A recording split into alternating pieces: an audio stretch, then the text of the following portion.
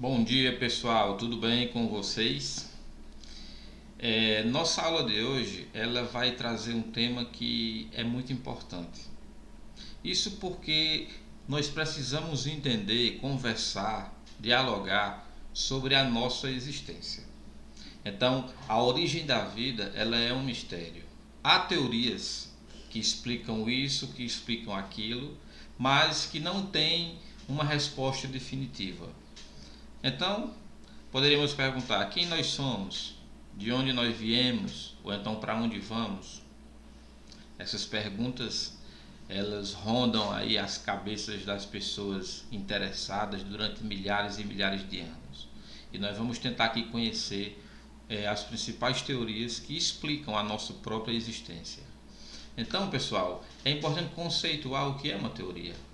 O que de fato é uma teoria? Uma teoria ela é um conjunto de ideias, mais ou menos sistematizadas ou não, que tentam dar significado a uma determinada coisa. Ela não pode ser provada cientificamente, digamos assim, mas ela mantém um grau de verdade. Isso porque há fontes científicas, há fontes históricas e há também fontes religiosas que nos trazem uma ideia de determinada coisa.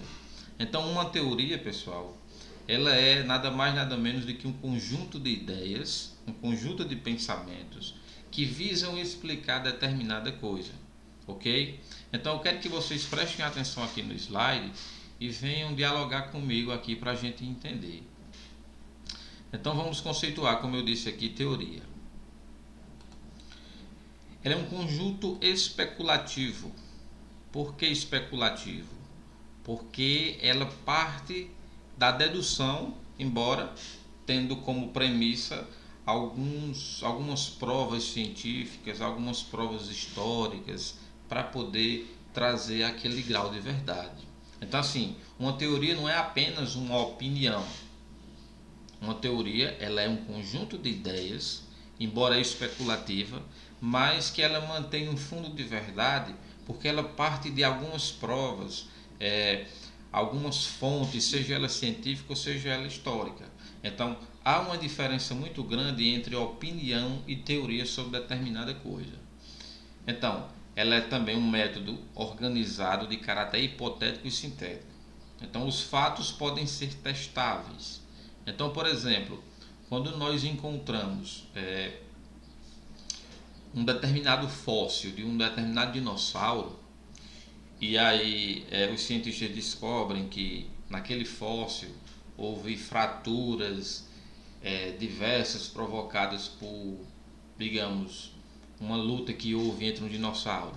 Aí nós podemos dizer o seguinte, que tais raças de dinossauros, elas eram por demais violentas e por conta disso, aquilo, enfim, é uma teoria sobre determinada coisa, mas ela tem como início, ela tem como premissa uma prova concreta, uma coisa que pode ser testável, ok? Agora, uma teoria ela não é uma conclusão, ela não tem uma força de conclusão para determinar a verdadeira explicação para aquela determinada coisa, ok?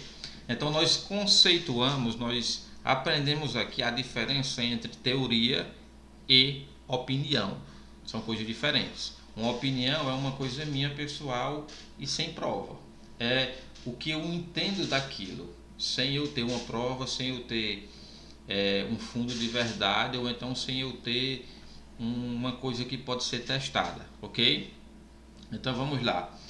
Dentre as teorias que nos trazem a ideia de explicação de onde nós viemos, fomos e para onde vamos, nós temos a teoria científica conhecida como Big Bang.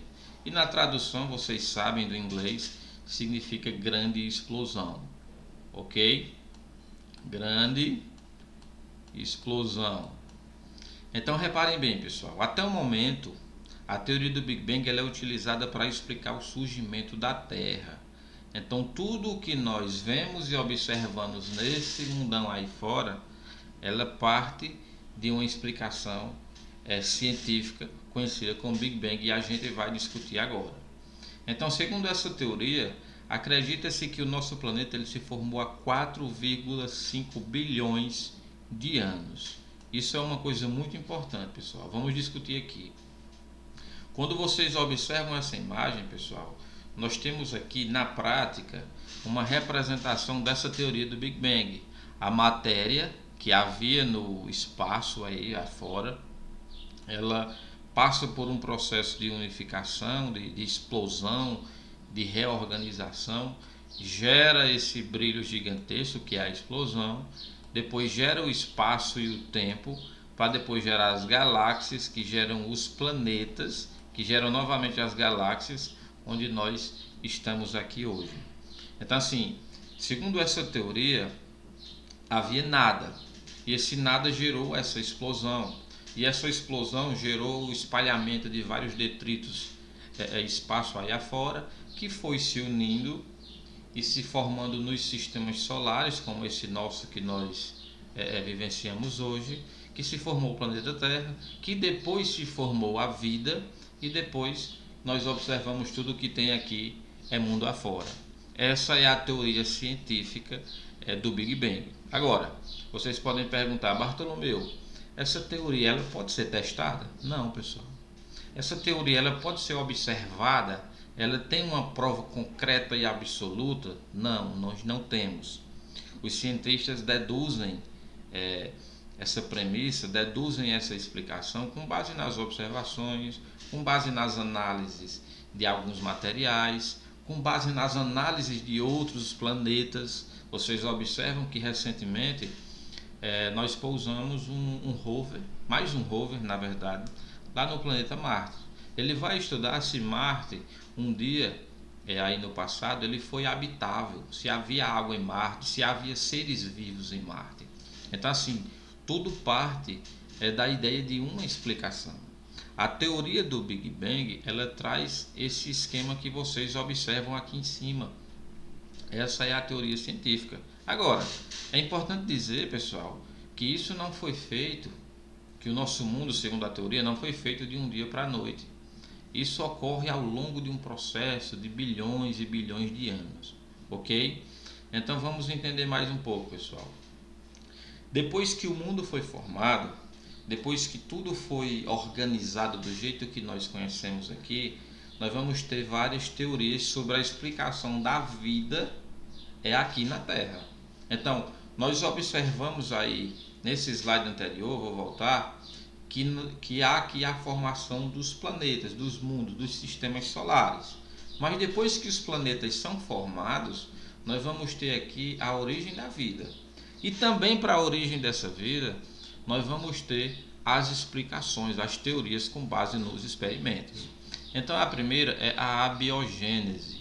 E eu quero que vocês gravem aqui essa palavra. Reparem nesse A, porque ele vai fazer a diferenciação da próxima teoria. Então essa teoria dizia o seguinte: foi a primeira ideia proposta pela origem da vida. Segundo ela, os seres vivos podiam brotar a partir da matéria orgânica de algo que já teve vida. Então era você pegar um pedaço de terra, por exemplo, e, segundo essa teoria, entender que a vida surgia daquela terra.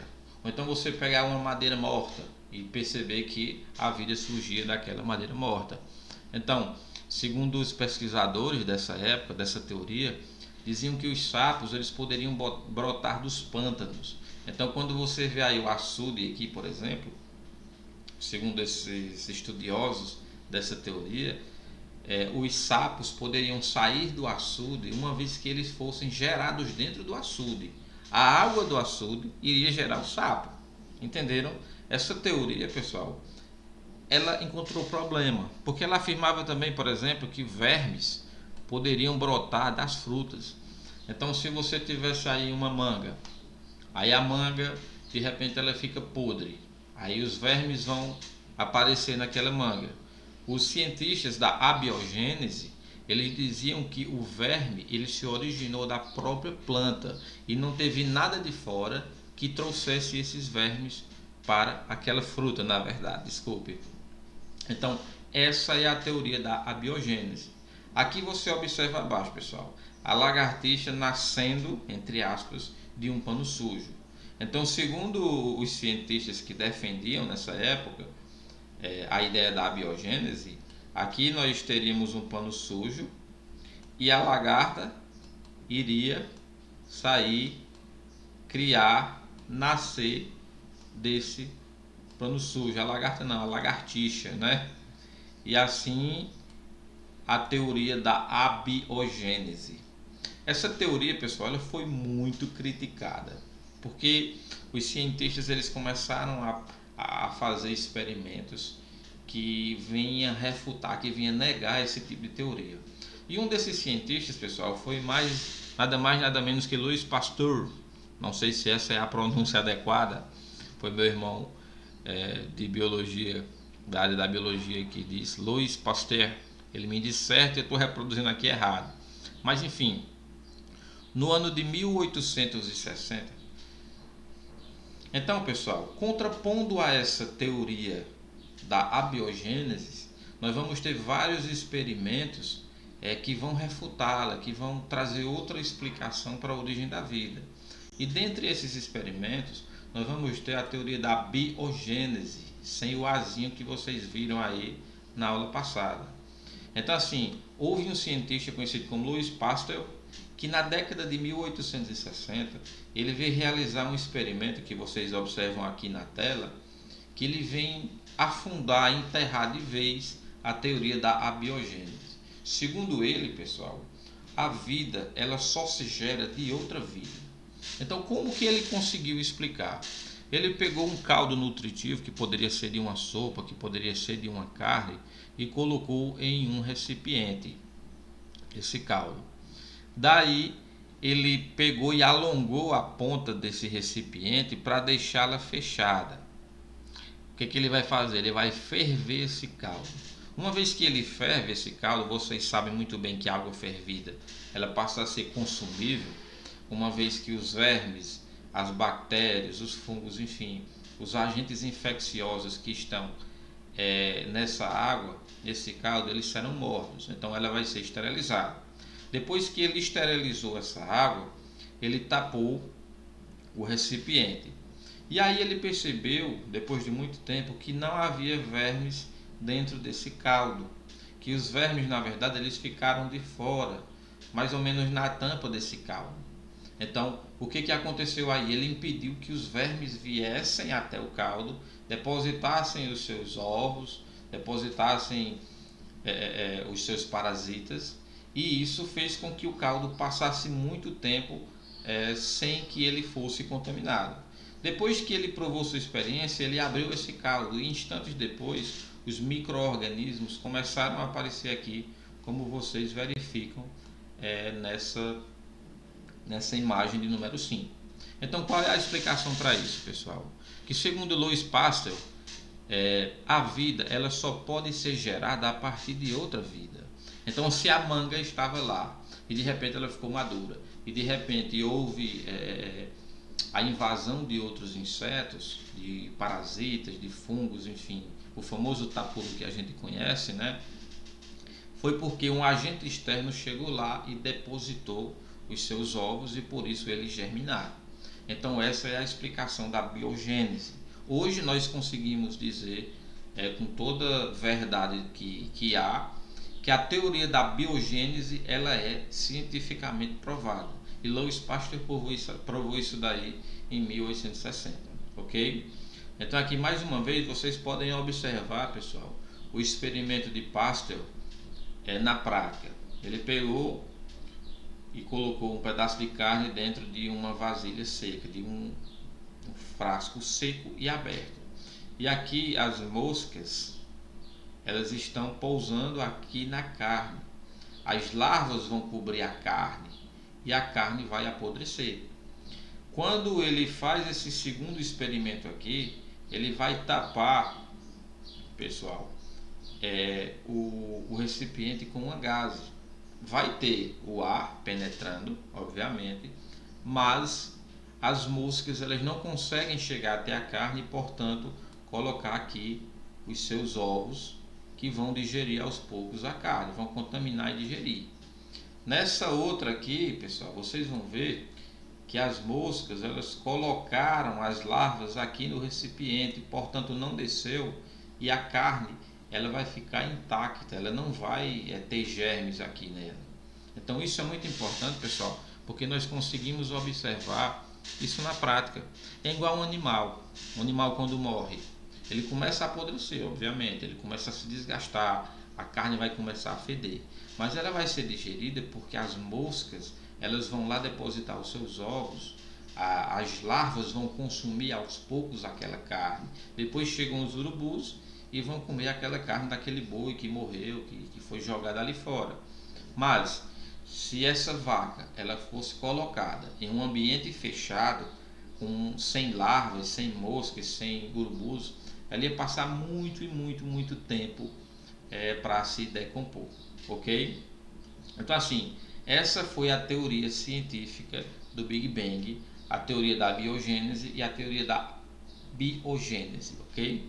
Abiogênese com A e biogênese sem A. Espero que vocês tenham entendido. E aí, pessoal, sobre o surgimento da humanidade, nós temos a segunda teoria, que ela se baseia na criação. Então, a teoria criacionista, ela traz uma ideia de que nós fomos criados por Deus, uma entidade superior, que de forma, como é que eu posso dizer, intencional, criou o mundo e todos os seres que aqui existem. Então, os seres foram criados por Deus, um ser supremo que fez nós perfeitos, assim como Ele. As espécies, elas sempre permaneceram imutáveis. Então, enquanto a teoria do Big Bang ela nos dá uma ideia de evolução dos seres vivos ao longo de milhares e milhares de anos, a ideia do criacionismo, a teoria do criacionismo, ela nos diz que Deus criou a tudo e a todos de forma espontânea, de forma imutável. Então Deus criou o jumento, Deus criou o ser humano, Deus criou a borboleta, Deus criou uma vaca, Deus criou uma cabra. Tudo isso Deus fez conforme a sua vontade, o que é exatamente o contrário da teoria do Big Bang. O Big Bang diz o seguinte: primeiro houve os micro-organismos, que foram se reorganizando ao longo de milhares de anos, formando as espécies através de um processo evolutivo lento e gradual até chegarmos ao que nós temos hoje. Mas o criacionismo traz uma ideia imutável, uma ideia de criação conforme a vontade de Deus. Então não há modificações evolutivas. Obviamente, pessoal, a ideia criacionista ela vai mudar conforme a religião da pessoa.